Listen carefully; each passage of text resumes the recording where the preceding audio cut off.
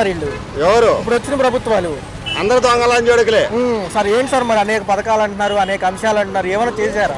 ఎవడికే ఏమి చందవగాయి పేరుకే పవన్ కళ్యాణ్ ఏం చెప్పిండు, వారణాసికి వచ్చిండు వాడు. మరి వారణాసికి వచ్చి ఏం పీకిండు?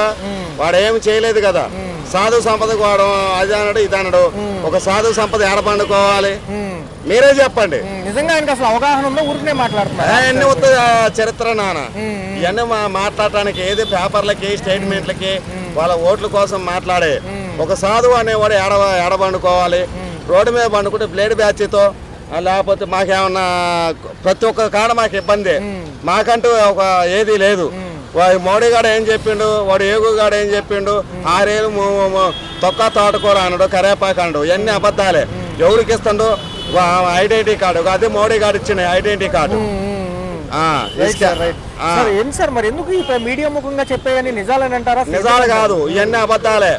ఇవన్నీ అబద్ధాలే మొత్తం పచ్చి బూతులు.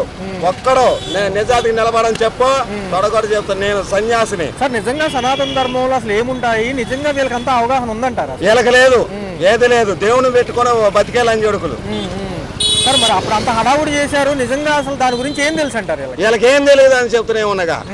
ఏంటంటే నేను చెప్పే మాటలు నువ్వు చెప్పే మాటలు అయినా 4 ముక్కలు పట్టుకొని అది ఏదో సొల్లు కప్పులు మాట్లాడేస్తారు. వీడికి అహం బ్రహ్మాసి అంటే తెలిసి వీడికి దానికి అక్షరాలు 4 మాటలు చెప్పండి నాకు. అహం అంటే ఏంది? అహం బ్రహ్మాస్మి దానికి అర్థం చెప్పండి. మీరు చెప్పండి. పోనీ నాకు అసలు ఐడియా లేదు సార్. నిజంగా నాకు ఐడియా లేదు నిజంగా. మరి అట్లాంటప్పుడు ఎందుకు సొల్లు కబర్లు ఎందుకు? వాడా మాట ఈడేమో మాట. సాధు సంపదని అంతా నటి రోడ్డు మీద ఇది చేయటం, ఏదో సినిమాలు చేయగలనే సినిమా తెరల వరకే కానీ మీరు నటి రోడ్డు మీద కొత్త ఏది ఉండదు. మీ బతుకులో ఎంతో ఎక్స్పీరియన్స్ ఉన్న వాళ్ళు ఉన్నారు, చాలా తత్వవేత్తలు ఉన్నారు, మీలాంటి వాళ్ళు ఉన్నారు. అసలు ఈయన అప్పటికప్పుడు వేషం లాగా వేసుకుని ఎందుకు చేశారు అసలు ఈ హడావుడి అంతా? ఆయన వాడు బతకాలి కదా, ఎలాగైనా ఒక ఉద్దేశం అనేది చేయాలి కదా. ఒక మనిషి భవిష్యత్తులో ఎదుగుదల కావాలంటే మెంటాలిటీ, ఒక సైకాలజీ. మీరేమంటారంటే మీకు తెలిసింది జనరల్ నాలెడ్జ్ ఉపయోగిస్తారుగా. మేమేం చేస్తామంటే మేము యోగా శిక్షణలో ఉంటాం.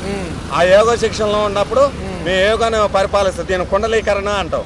మేము యోగాని పరిపాలిస్తాం. మేము ఏది చేసినా కూడా అన్నీ ఇది చేస్తుంటాం. వీళ్ళకి అట్టది ఏముండవు. వాడు బతకటానికి ఎదటోని చంపడానికి కూడా వెనకాడే రకాలు కాదు సార్. ఉప ముఖ్యమంత్రిగా ఉన్న ఆయన సనాతన ధర్మం నేను మెయిన్ ప్రచారకర్తను అన్నట్టుగా వచ్చారు కొన్నాళ్ళు. మరి అదంతా చూస్తుంటే చాలా మంది అసలు ఇంకేం తెలుసు అనే విషయంలోనే ఉన్నారు అప్పుడు కూడా. అంతే, వాడికి ఏం తెలియదు. వాడికి ఏం తెలుసు? వాడికి ఇప్పుడు కొన్ని అదే చేస్తున్నా, వాడికి ఏమి తెలియదు. గతంలో చూసిన ఆయన సినిమా రంగం వ్యక్తి కానీ ఆధ్యాత్మికతలో లేరు కదా సార్. ఆయన తెలుసు, వాడికి తెలుసుకోవాల్సింది ఇంకా ఉంది. మొన్న మోడీ గారి దగ్గర పోయిండు. వాడు ఒకటే తప్పు చేసిండు. ఏం తప్పు చేసిండు? స్వామితో మాట్లాడటం తప్పు. ఇంకోటి సాధువుల్ని ఇది చేయటం ఇంకోటి తప్పు. మా గురించి ఎందుకు? నీ రాజకీయ గురించి నువ్వు ప్రొసీడ్ అవు, నీ ప్రభుత్వం నీ గురించి నువ్వు ప్రొసీడ్ అవు. మమ్మల్ని సాధు సన్యాసుల్ని ఏలు పెట్టి చూపి మాకు. నువ్వేం చేస్తున్నావా? ఒక తమిళనాడు, ఒక కర్ణాటక, ఒక తెలంగాణ, మన 28 రాష్ట్రాలు, 4 రాష్ట్రాలు వేస్ట్ రాష్ట్రాలు. మిగతా రాష్ట్రాలన్నీ కూడా సాధు సంపదకి మాకు మద్దతు ఇస్తున్నాయి. మరి అట్లాంటప్పుడు మరి వీడికి ఎందుకే బుద్ధబలుపు? వీడికి అవసరమా? అంటున్నా. ప్రక్షాళన అన్నారు, మెట్లు అవన్నీ చేసినప్పటికీ కూడా ఎవడికి చేసిండు? ఎవడికి పెట్టిండు? ఒక సాధు సంపదకి ధర్మం చేసిండా? సాధు అన్నోడికే కాక నేను ఆడ పండుకోవాలి, నేను ఆడ తినాలి. ఒక సాధు గృహం కట్టించిండా? ఒక సాధు సంపదని బతికెత్తన్నారా? చంద్రబాబు నాయుడు బతికిచ్చిండా? కాంగ్రెస్ ప్రభుత్వం బతికిచ్చిందా? అలా వీడు బతికెత్తండా? ఈ తిరుపతి ఘటన ఎలా అనిపించింది సార్? అందులో కూడా చాలా మంది పాపం మన చనిపోవడం అనేది ఎంతవరకు సమంజసం అంటారు? అది నాకు తెలియదు. నేను వచ్చి 10 రోజులు అవుతుంది. Okay sir. నేను ప్రయాగరాజ్ నుంచి వచ్చిన. అది నాకు తెలియదు. నేను 10 రోజులు అవుతుంది ఎక్కడికి వచ్చి. ఎందుకు సార్ పొలిటీషియన్స్ అన్ని ఎందుకు పడుతున్నారు? తెలియనప్పుడు తెలియనట్టు ఉండొచ్చు కదా వీటి గురించి. నాకు తెలుసు, ఎందుకంటే మేము వార్తలలో చూస్తున్నాం కాబట్టి, రోజు మీడియాలో చూస్తున్నాం కాబట్టి, వారణాసి అన్ని చూస్తున్నాం కాబట్టి ఉండవాస్తాలు మేము చెబుతున్నాం. ఒక సాధువు సంపదని ఏళన చేసి మాట్లాడమాకండి. మీ రాజకీయ జీవితం ఎలాగా గడపండి. మీరు ఎన్నో అబద్ధాలు అని మీ లైఫ్ని మీరు ఎంజాయ్మెంట్ చేయండి. కానీ గణపతిలో ఇప్పుడు ఒక భోజనం పార్సల్ ఇచ్చి వాడు వీడియో తీస్తాడు. ఆ వీడియో తీయాల్సిన అవసరం ఏమని చెప్పండి? ఒక భోజనం పార్సల్ ఇచ్చి వీడియో తీస్తాడు, అంత అవసరం ఏముంది? ధర్మం చేసేవాడు ఎలాగైనా ధర్మం చేయొచ్చు. ఆ ఫోటో తీయకూడదు కదా. ఆ ఫోటో పెట్టుకొని వాట్సాప్లో పెట్టి మేము 5 రూపాయలు భోజనం పెట్టి 10 మందికి అన్నదానం చేస్తున్నాం అని చెప్పి లక్షల కోట్లు సంపాదిస్తున్నారు వీళ్ళు. అంతా దొంగలే. డొనేషన్ దొంగ వాళ్ళు మొత్తం దొంగలే. వీళ్ళంతా దొంగ నా కొడుకులే. నేను అలాగే తిడతా. వీళ్ళు ఏమంటున్నారంటే లేవు అంటున్నాడు డబ్బులు లేవు, గవర్నమెంట్ అప్పులలో ఉంది అని చెబుతున్నాడు. మరి గతంలో కరోనాలో కూడా అప్పులు చేశారుగా, కరోనాలో ఆయన అమలు చేశాడుగా పాపం. ఆయన అమలు చేశాడు, ఆయన అప్పు వేసిపోయినాడని నేర్తున్నాడుగా. మరి ఏం చేయమంటారు? 7,000 కోట్లు వీళ్ళకే ఇచ్చారుగా, మొన్న 7,000 కోట్లు వీళ్ళకే ఇచ్చేళ్ళారుగా. సంక్షేమానికి సరిపోవేమోనని అప్పచెప్పి వెళ్ళారు. వీళ్ళేమో మరి పాపం అప్పులు ఉన్నాయి అంటున్నారు. నేనేమో అప్పులు ఉన్నాయి అంటున్నాను. మనం ఏమని మాట్లాడతాం, ఆయన ఏమని పథకాలు చేస్తాం. సంక్రాంతి కానుక కూడా ఇవ్వలేదు. సంక్రాంతికి ఆట ఇచ్చేవాడు ఇది ఈయన ఎక్కినప్పుడు, మరి ఇప్పుడేమో ఇవ్వటం లేదు. మరి ఆయనేమో మాకు కరోనా ఉన్నప్పుడు కూడా ఆపు చేయకుండా జీతాలు వేసాడు, శుభ్రంగానే చూశాడు. ఏమైనా చూస్తాడని ఆశిస్తున్నాం. మరి ఇంకంతే. మరి ఉచిత మహిళలకు ఉచిత బస్సు ప్రయాణం బాగుంటుందా? మరి ఉగాది నుంచి ఇస్తే ఎక్కెళ్ళొచ్చు అంటారా? ఇబ్బంది లేదా? కొంతమంది రత్తం అనుకుంటారు మాట్లాడటం. ఏడా హైదరాబాద్లో ఇస్తే కొంతమంది గల్లకొల్లారు అయిపోయారు. ఏదో ఛార్జీలు తగ్గించండి. ఇది ఎంత ఎందుకు? ఉచిత బస్సులని అయ్యని ఇయ్యని పెట్టి అందరూ దానికే ఎక్కుతారు. ఉన్నోడు ఎక్కుతారు, లేని ఎక్కుతారు. అదంతా కాకుండా ఛార్జీలు తగ్గించుకుంటే పాటిగా. ఆరోగ్యశ్రీ ప్రైవేట్ హాస్పిటల్లో తీసేశారు, మరి ప్రభుత్వ హాస్పిటల్లో ఉన్నాయి. మరి ఎలాగా ఆపరేషన్లు ఇవన్నీ చేయించుకోవాలంటే ప్రైవేట్ హాస్పిటల్ ఆరోగ్యశ్రీ ఏం చేస్తుందండి? ఇప్పుడు మాకు ఈఎస్ హాస్పిటల్ అని పెట్టారు. ఈఎస్ హాస్పిటల్ పోతే తలకాయ నొప్పి బిల్ల, ఒళ్ళు నొప్పి బిల్ల ఎత్తుండ్రు. అవి ఎక్కువ తిన్నామంటే కిడ్నీలు పాడైపోతాయి. ఈ పని కూడా చేసుకోలేము. మరి వీళ్ళు చూడటమే లేదు.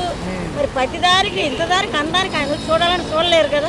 నీకు చెప్పిన బాధ్యత నువ్వు చేయాలి. నేను చెప్పిన బాధ్యత నాకు రోడ్డు రమ్మని పెట్టాడు. నా బాధ్యత నేను చేస్తాను కదా, రోడ్డు శుభ్రపడేది.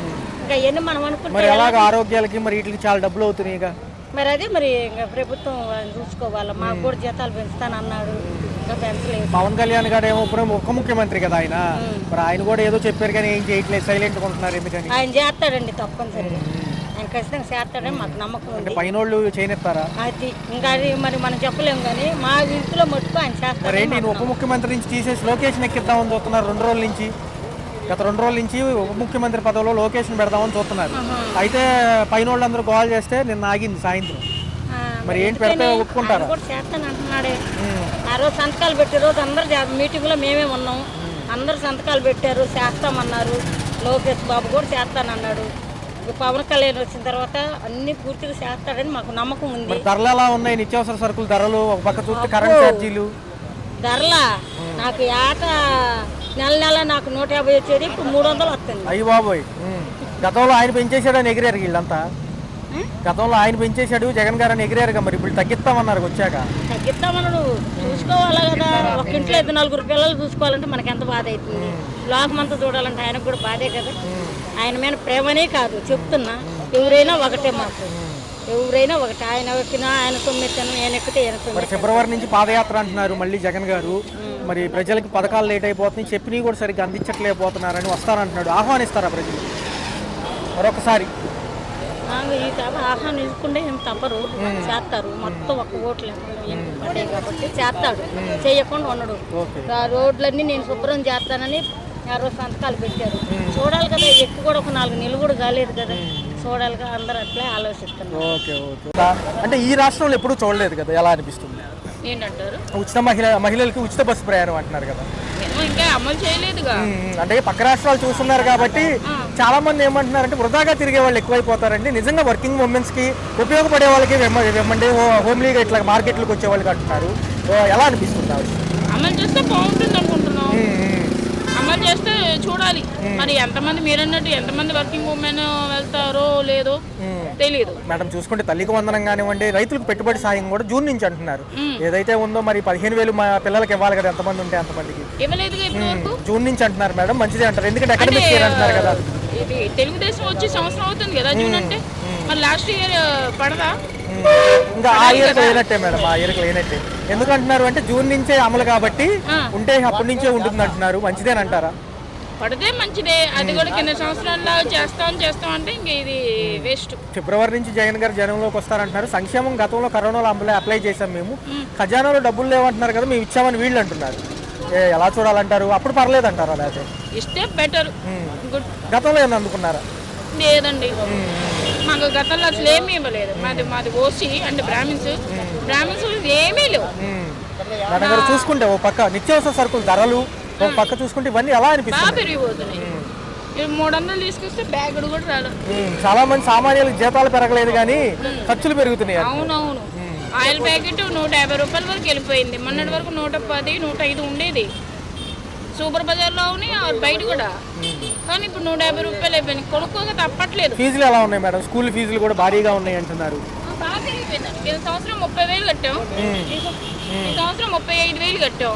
ట్రాన్స్పోర్ట్ కాకుండా ట్రాన్స్పోర్ట్ ఒక 8,000, బుక్స్ అంటారు, ఇదంటారు, అన్నీ అంటారు. మొత్తం సంవత్సరం ఒక బాబుకి 50,000. గతంలో ప్రభుత్వ స్కూల్స్ లో కొంచెం సిబిఎస్ఈ కూడా ఉండేది, వైజూస్ కంటెంట్ ట్యాబ్స్ అనేవి ఇచ్చారు.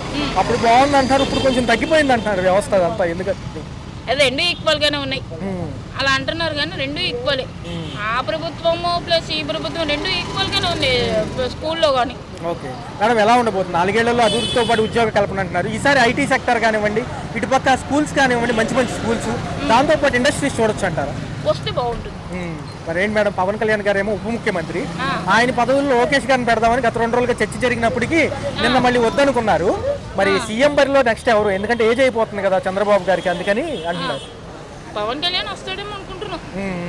చంద్రబాబు అంటే మీరన్నట్టు లోకేష్కి అనకూడదు కానీ తెలియదు, అందుకని పవన్ కళ్యాణ్ వస్తే బాగుంటుంది అనుకుంటున్నాం. మరి మీరన్నట్టు ఏజ్ అయిపోతుంది అన్నారు కదా, అందుకని ముఖ్యమంత్రిగా పవన్ కళ్యాణ్ గారిని, ఉప ముఖ్యమంత్రిగా లోకేష్ని పెడితే బాగుంటుంది. రోడ్స్ ఎలా ఉన్నాయి మేడం? రోడ్స్ ఎలా ఉన్నాయి? పర్వాలేదండి, అప్పుడు మీద పర్వాలేదు. ఏదో అక్కడ కొంచెం డ్యామేజ్ వస్తే వేస్తున్నారు, కొంచెం ఉండాలి. ఎందుకంటే మనకి ఎంజీ రోడ్డు అవన్నీ ఇంకా గొతుకులుగానే ఉంది, ఇంకా క్లారిటీ రాలేదు. వాలంటీర్స్ లేరు మేడం, సంక్షేమానికి కొంచెం పెద్దపీట వేసింది అప్పుడు వీళ్ళే కాబట్టి అన్ని విషయాలు తెలిసాయి. ఇన్కమ్ ట్యాక్స్, డెత్ సర్టిఫికేట్స్ ఏమన్నా కావాలంటే సచివాలయంలో అసలు ఎప్పుడూ పనిచేయట్లేదు.